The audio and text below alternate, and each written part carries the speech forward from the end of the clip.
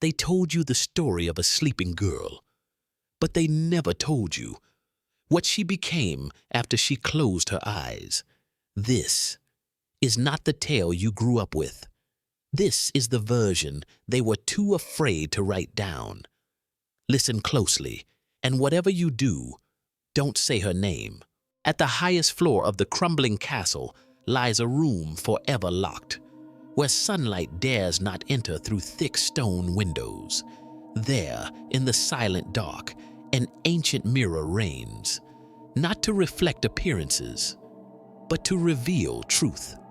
No one remembers who forged it, only that it cannot lie, and every word it utters becomes a fate no one escapes.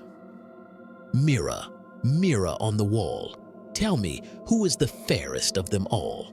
The mirror answered as it always did, its voice hollow, sharp as tempered steel. My queen, you are the fairest of them all. But the next dawn, when the same question was asked again, the answer had changed. No cracks, no light, just change, quiet as death slipping into sleep. My queen, once fairest, but now another surpasses you, Snow White. The words fell like funeral bells in the frozen air. The queen did not blink, because she knew it wasn't a compliment, it was a warning. After that fateful morning, the queen never questioned the mirror again. She didn't need to. From that day forward, she began to notice things she hadn't before. The girl, the child who once called her mother, no longer belonged here. She walks barefoot all day, never a single scratch. I saw her stand in the rain for an hour, but she never got wet. She walked the halls without a sound, hair black as midnight, eyes wide, unblinking, unmoving, as if staring through reality itself. Maids held their breath as she passed. The royal beasts, deer, foxes, even wolves once tamed, bowed their heads and stepped back. She's not a normal girl anymore. Mirrors across the castle began to crack, faintly, not enough to shatter, just enough to reveal something. Her reflection didn't always move when she did. From that night on, the mirror no longer stayed silent. When the castle slept in darkness thick as mud, it began whispering, not to anyone in particular, not for any reason. But the queen heard it because she never slept. She sees me. She knows now. She remembers. She tried to ignore it, but then the dreams began. Every night, she wandered through a forest with no path. The ground littered with teeth, human, animal, something else entirely. And in the clearing, the girl stood still, silent, motionless, only her arms growing longer, inch by inch. No, it's just a dream.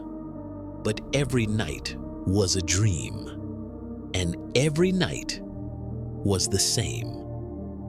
After the seventh night, the queen stopped dreaming.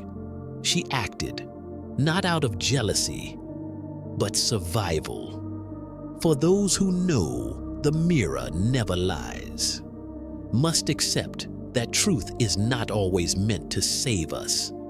She summoned a huntsman, a loyal man, hardened, one who'd killed wolves with bare hands. Take her deep into the forest, where no path leads home. And if you see her eyes change color, end it, without hesitation. He didn't ask why. He simply nodded. But what waited in the forest was not a girl. It was something that had waited for a very long time. In the dim forest light, she did not cry. She did not plead. She stood barefoot in moss, eyes wide, staring through him. I remember you from before you were born. He couldn't raise his hand, couldn't draw the knife, couldn't breathe. She stepped forward, leaned in, and whispered a name no human had ever spoken, a name that belonged to no language on earth. Azrael. That was the last thing he remembered. After the forest, she walked on, alone, barefoot. No one followed, no one dared. They say the woods changed that day. Light stopped piercing the leaves. Birds fell silent. Grass refused to grow. And in the heart of that stillness, a cottage appeared, as if it had remembered her, the home of 7 men. Not cheerful miners, like the tales said, but outcasts, men who feared the world more than they hated it. When the door opened and they saw her, silent, eyes wide, unblinking, they wanted to shut it, but none could move. Not because we pitied her, but because we couldn't say no. She smiled, nodded, began cleaning. Her hands never stopped, and then they started hearing things. Inside the walls, the mirrors cracked one by one. Clocks froze. Air thickened. The fire burned lower. Every night, she doesn't blink in her sleep. After a week of silence, the mirror stopped whispering. It repeated just 3 words. She is coming. She is coming. She is coming. The queen understood. Time had run out. If what was waking inside that girl ever became whole, every law of man, demon, or God would be rewritten. She didn't seek poison. She sought the oldest spell still remembered, a binding curse to make the cursed forget themselves, not to kill, to sleep, to drown the soul in eternal forgetting.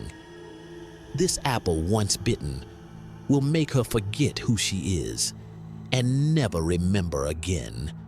She crafted the apple with ash, with blood, and the final breath of someone who once knew the girl's true name.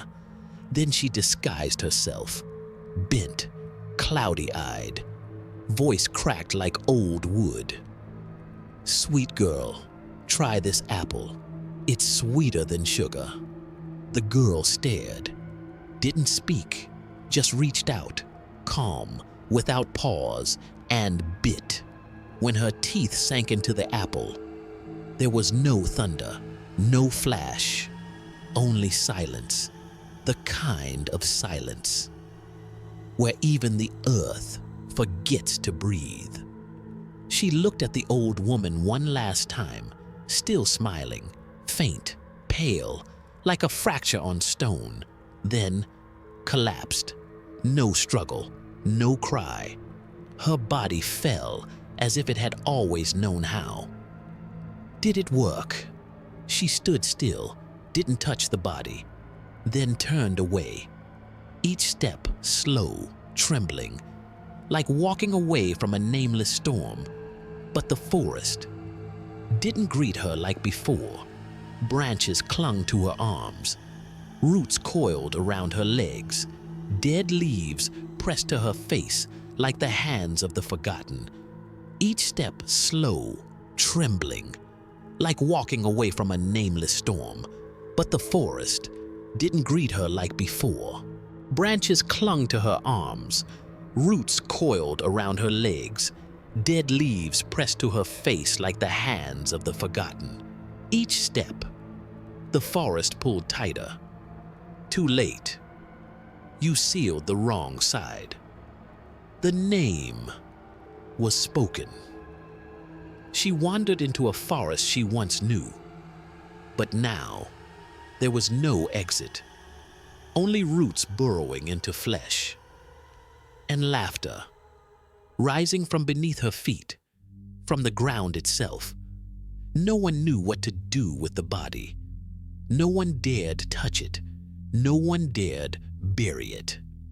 So they placed her in a glass coffin, in the woods, a transparent tomb, for something no one could name.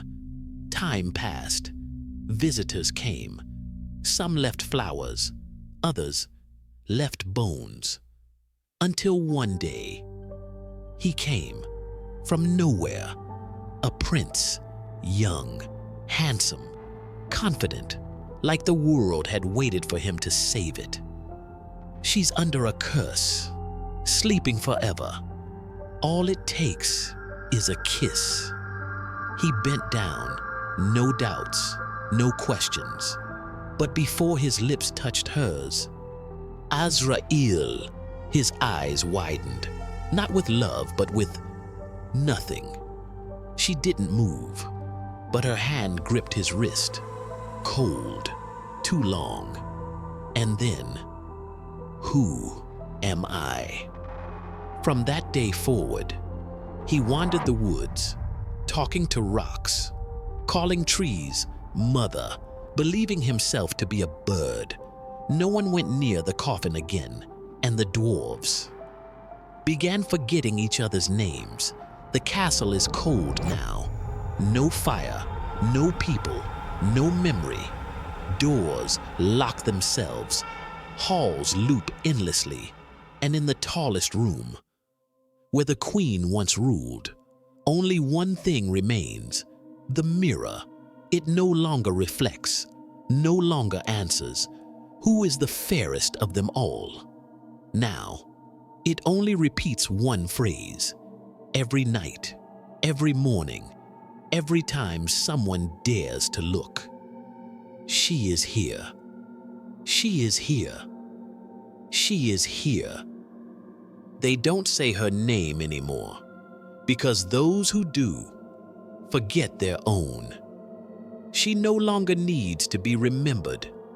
She has become the story. She rewrote the ending and erased all who remembered the original. Where there is a mirror, there is an eye. Where there is a name, there are roots. She never slept. She was only waiting to be told again. That's it for today. I'll make similar videos in the future. Subscribe so you don't miss any stories.